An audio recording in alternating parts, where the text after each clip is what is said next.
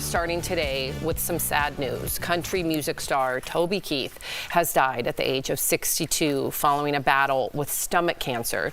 Now, Toby broke into the country music scene with his hit song, Should Have Been a Cowboy. He had 20 #1 hits, including this song, which you may recognize. Red Solo Cup, you know it. I fill you up. Let's have a party. Let's have a party. If you got a red solo. Toby announced his stomach cancer diagnosis in the summer of 2022 and recently talked about it in an interview. Listen.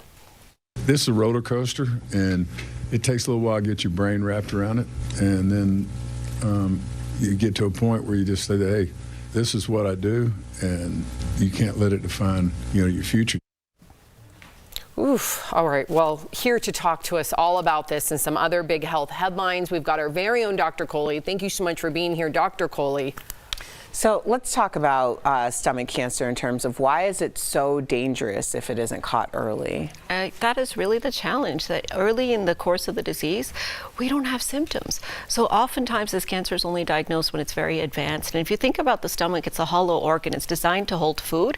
So tumors can grow in there without being detected. It also has blood vessels around it. So those tumors can invade those blood vessels and it can start to spread. So picking it up late is really the challenge with it, and we don't get symptoms early. Now, in other countries where there's a higher risk and incidence of stomach cancer, there are actually screening tests that they do in many countries, including endoscopies, maybe even x-rays.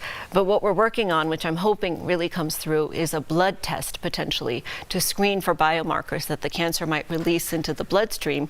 That could help us detect. Wouldn't that be amazing? Yeah. Oh my God. Are we close to that? Sorry, but that sounds like hope there. Do you think that we're going to get to that soon? It's many years away, unfortunately. And whenever it comes to screening, it's really a challenge. We have to sort of decide between being too aggressive with screening, leading to inappropriate diagnoses, but being aggressive enough. So again, if you have any symptoms of stomach cancer, which can be very vague and nonspecific, even heartburn after you eat, a kind of gnawing sort of pain type of feeling, most of us would just take a Tums and not think about it. But that's the wrong thing to do. You want to bring it up to your doctor so you can get that camera down, make sure it's not something significant. Yeah, it wasn't until I was 45 where I used to look at Tums commercials and be like, who can't have a slice of pizza? Now you're like, oh no.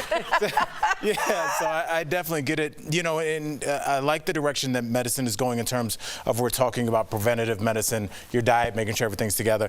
So, if we are using preventive medicine, what are some of the causes that can lead to this unfortunate diagnosis? So inflammation in the stomach is what drives those cells to sort of misbehave and turn into cancer. And H. pylori, which is a bacteria that many of us might be walking around with, it's easy to treat, it's easy to cure someone from H. pylori, just some antibiotics, but that can be a big risk factor. In fact, it is here in the United States.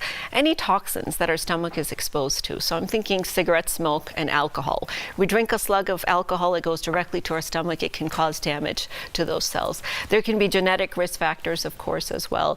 Foods. Our stomach is the first sort of protection. We call it immune protection. So if you put in a type of food like smoked fish, a salty food, a pickled food, all of those can cause inflammation or irritation in the lining of those stomach cells as well. Someone's eating sushi right now and being like, what smoke? Oh no. Oh dear. Well, and once in a while, smoked fish is totally fine. It's part of a balanced diet. But if you're doing it regularly, and we know that in some Asian countries, in fact, there are higher incidences because they eat a lot of those types of products. Wow. Yeah. I wanted to switch gears here and talk about King Charles. I'm sure we all saw the news here. He was diagnosed with cancer. The palace said it was found during a surgery for an enlarged prostate. Now, they're not saying what type of cancer, but they are saying he is in treatment. What do we know? What could it be, Dr. Coley? I know we're speculating here. We are speculating because we don't really know, but they said it's not prostate cancer. But when you're having this type of prostate surgery for enlarged prostate, they go up through the penis, they put a camera in there, and then they sort of roto-rooter the prostate because it's grown big. So the structures that they're looking at along the way are the urethra. That's the tube that our pee comes out of if you're a man or a woman. They're looking at the bladder, right? That's where you store your urine. And they're also looking at the urine that's collected. And if you have, tumor in your kidney or somewhere along the collecting system of your urine, that could show up as well. So it's hard to know exactly what they found, but if they saw something suspicious as they put that camera in, decided to biopsy that tissue and send it for pathology look under the microscope, that could be potentially how they might have found this this cancer. Speaking of cancer, Dr. Colleen, thank you for that very thoughtful answer. It's such a scary diagnosis, but some cancers are very easy to treat and some are not. So what is the difference? You know, I'm waiting for the day when we can say we've conquered cancer. And it's all about prevention, Sam, when it comes to solid cancers. Now, solid cancers are confined to an organ. So if we find them early enough, if we prevent, we screen, we can cut them out, we can cure them.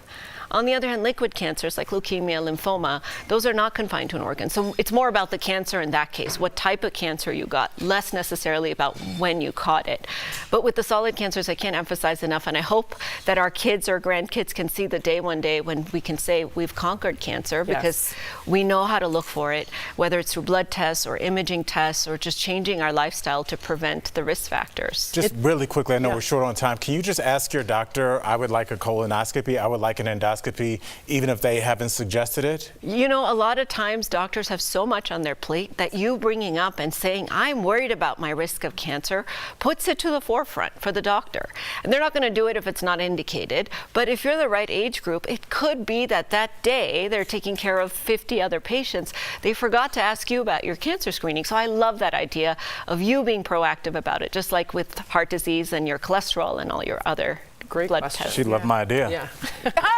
Well done, Dr. She Jackson. liked it. All right. Chill out. All right. DBL Well Nation. done. Follow Dr. Coley on social media at Pyle Coley MD. Also be sure to subscribe to her YouTube page. Plus check out her podcast, Heart of Medicine, wherever you listen to your podcast. Thanks again, Dr. Coley, as always.